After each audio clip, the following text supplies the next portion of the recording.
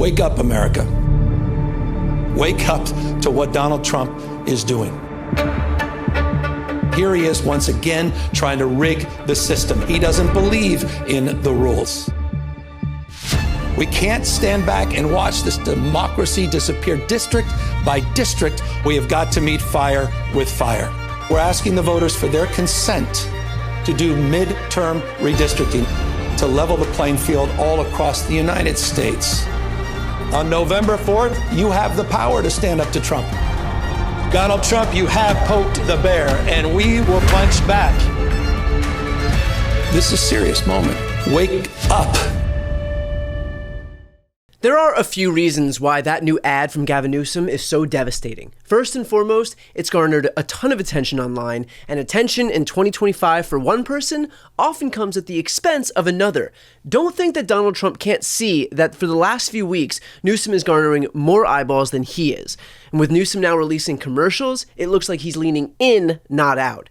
In fact, him leaning in and going full bore into this fighter framing is a point he also made during our latest interview a few days back. There's literally no more evidence than you need than the evidence that has been submitted in the first 6.5, 7 months of the Trump administration. And you think this is going to get better?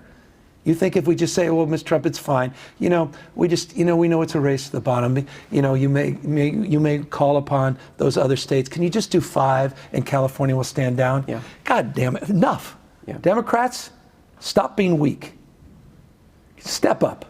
These guys have been dominating the narrative. They have been defining the terms of the debate. It's time to get on our off our heels, onto our front toes. It's time to do just that. Dominate the narrative, flood the zone, and surround sound. It's time for us to all band together. I said that, this is not no do-over. This is it.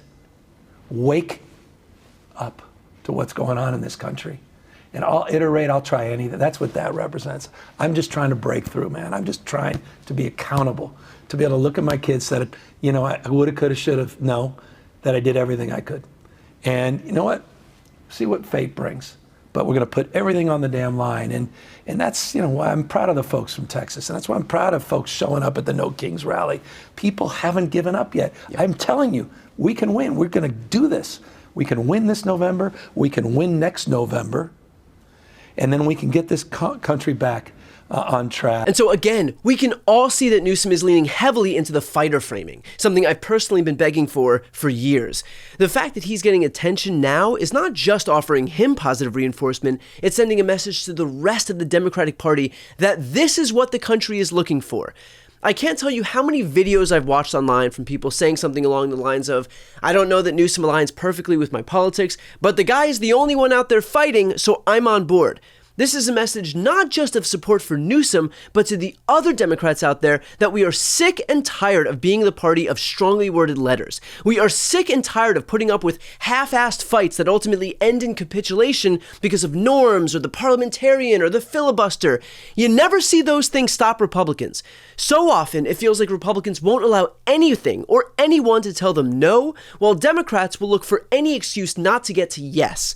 I spoke with Mehdi Hasan about this phenomenon. Here's what he had to say. Mehdi, do you think that what we're seeing right now from some of the Democrats out there are a few governors who are vowing to fight back against what Texas Republicans are doing? We see Gavin Newsom, J.B. Pritzker. We've seen to some degree Kathy Hochul in New York, although she's limited by what New York's constitution allows them to do. Although I would also make the argument that Republican states have been limited by what they're able to do, and they've done it anyway. We saw unconstitutional maps enacted in Louisiana and Alabama, and still they did that at such a late time that even though the courts noted that they were unconstitutional gerrymanders, it was too close to the election for them to change it. They relied on the Purcell Doctrine. So I think if there was really a desire to get this stuff done, we don't have to look far to see what it looks like when those Republican governors get it done. But that notwithstanding, do you think that that we're seeing something of a sea change among Democrats who have for so long been the party of strongly worded letters? I hope so. I'm going to reserve judgment till I see some actions back up Yeah. those words. Illinois Governor Pritzker, New York Governor Hochul, and California Governor Newsom have all said the right things. Now they just got to do it. As you say, there are some limitations, but these are the same limitations that Republicans overcome all the time. You and I, at the Zateo event in LA, talked at great length in front of the audience about the Senate parliamentarian and how Senate Democrats deferred to the parliamentarian and said, well, she said we can't do a minimum wage increase. She said we can't put this in our bill. Republicans came along and they refused to even meet with the parliamentarian when they did their big ugly ass bill. So that is the difference in the two parties. I hope, and I've said this before to you and to others, I hope Democrats learn the right lessons from this period of opposition. That when their opponents get into power, they're not limited by conventions or norms or all the other things that now seem so quaint and antiquated. And you can't play this whole moral high ground game. Well, they're going to do this stuff, but we're going to stay pure. It doesn't work like that. You do that and you lose. And it's worse than just losing. You do that and you abandon your constituents who need you. Manny, we've spoken about this idea that what the future of the Democratic Party is going to look like is not necessarily whether progressivism wins out or a more moderate posture wins out, but rather this idea of Democrats who are actually going to stand up and fight. Do you agree with that? Do you think that the future of the Democratic Party is not so much like the monolithic nature of your political ideology, but rather just your willingness to go balls to the wall? I've been saying that for a while. I said that when Democrats were in office as well. I think, the left-right dimension is still important in policy terms, for sure. But in terms of saving American democracy, standing up to the Republican Party, it's less relevant. It's about who actually has the balls, the backbone, the ability, the desire, the communication skills to actually take the fight to the other side and fight on their terrain, not your own terrain. So I hope this is a message, loud and clear, to every Democrat out there. We are tired of being rolled. We are tired of strongly worded letters. We are tired of losing. Stand for something and fight for it. We can tell when you're bullshitting. We can tell when you're saying nice things for the cameras. Newsom gets credit here because he said that we have to fight fire with fire in Texas, and then he did it. Redistricting is going to be on the ballot in just 10 weeks. Was it an enormous lift? Yeah. Would there have been 1,000 reasons not to do it? Absolutely. Did it get done anyway? Yes. That's what it looks like when you actually fight for something. Every other elected official, take note. You don't get credit for saying things that sound good, you get credit for doing them. Who's the next governor that's going to introduce new maps? Who's the next state legislator that's going to neutralize what's happening in Texas and Missouri and Indiana and Florida? Who's the next Democrat to recognize the urgency of the moment that we're in right now? Who's going to disabuse the Democratic Party of this prevailing notion that extraordinary times call for ordinary responses? Because that might have worked in the past, but we are in a new era, one where our leaders need to actually stand up and lead.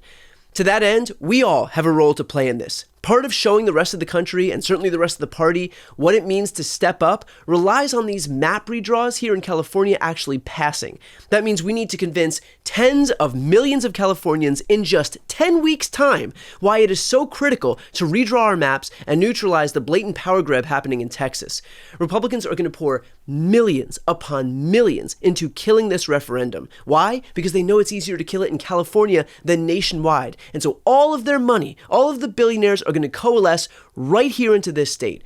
We have to make sure that we win, not just to protect our democracy, but also to send a signal to other Democrats nationwide that when they fight for us, we all will show up.